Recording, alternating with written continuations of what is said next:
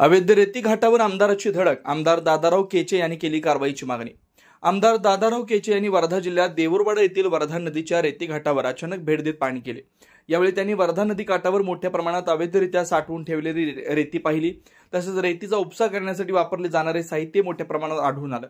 आमदार केचे यांनी सांगितले की वर्धा नदीवरून मोठ्या प्रमाणात अवैध रेती उपसा सुरू असून महसूल आणि पोलीस प्रशासन याकडे दुर्लक्ष करते.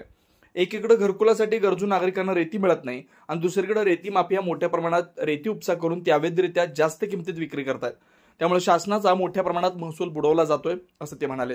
इतक्या मोठ्या प्रमाणात अवैध रेती उपसा होत असताना प्रशासन दुर्लक्ष का करतंय असा गंभीर सवाल आमदार दादाराव केचे यांनी उपस्थित केला. तसेच या रेती साठ्याचा नेमका मालक कोण याचा शोध घेण्याची गरजही त्यांनी व्यक्त केली. सदर अवैध रेती साठ्यावर तातडीने कारवाई करावी, रेती जप्त करून गोरगरिबांना घरकुलासाठी वितरित करावी आणि दोषींवर कठोर कारवाई करावी अशी मागणी आमदार केचे यांनी केली. मी भर उन्हामध्ये 12 वाजताच्या सुमारास देऊरवाडा घाटावर गेलो. त्या ठिकाणचं चित्र पाहिल्यानंतर नदी किनाऱ्यावर मोठे मोठे रेतीचे ढीग आढळून आले. त्यापैकी मी 2 ढीग पाहिलेत. साधारणतः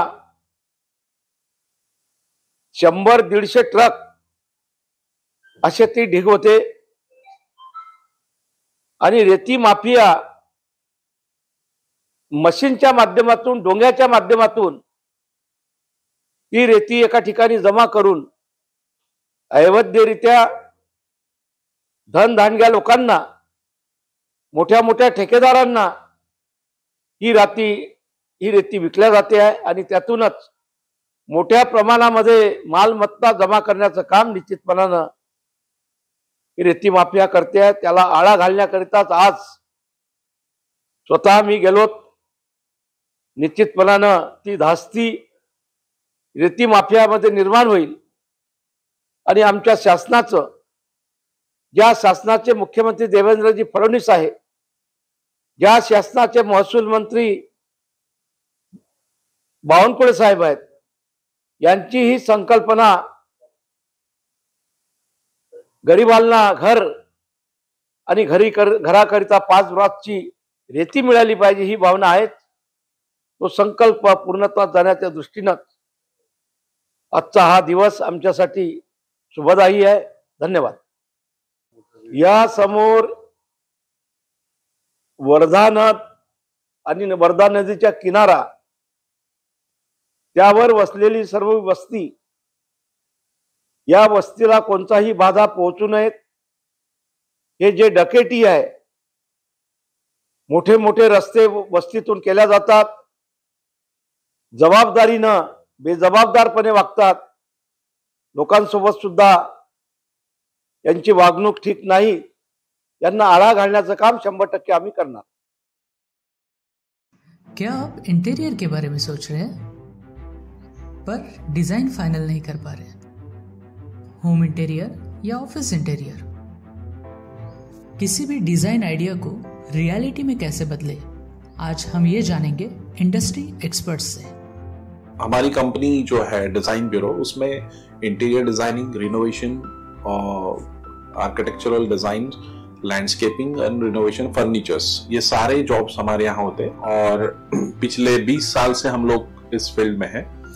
और इसमें 2 से 3 कैटेगरी आप इसको डिवाइड कर सकते हैं, जिसमें कि हम रेसिडेंशियल बोलते हैं, कमर्शियल बोलते हैं और रिनोवेशंस बोल सकते हैं. बेसिकली क्लाइंट्स की नीड्स को अंडरस्टैंड करना, सो नीड बेस्ड एनालिसिस हमारे यहाँ होता है.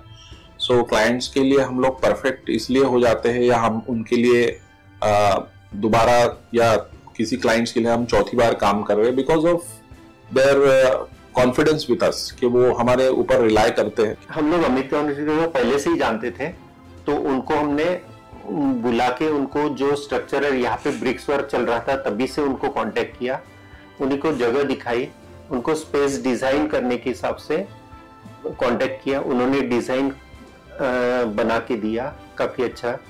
जो भी उसमें जो भी चेंजेस थे उनको वर्कआउट किया हमने. जब जो मटेरियल लेना था वो साथ में हमारे आए, सिलेक्शन के लिए आए. वो जो भी सारा सिलेक्शन उन्होंने काफी अच्छे से करवाया.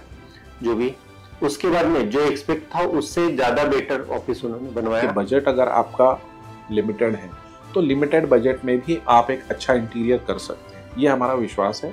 और हमारे क्लाइंट्स के लिए हम वही दे रहे हैं और उसी से हमारा क्लाइंटल बड़ा है। हर क्लाइंट की एक अलग स्टोरी होती है, उनका एक अलग रिक्वायरमेंट्स होता है। कई बार ये सारा मिस आउट हो जाता है, हम अपने डिजाइन उन पे लाते हैं, वो नहीं होना चाहिए। उनको क्या चाहिए वो हम डिलीवर कर सकते हैं, बस वो उनके बारे में हमको समझना पड़ेगा।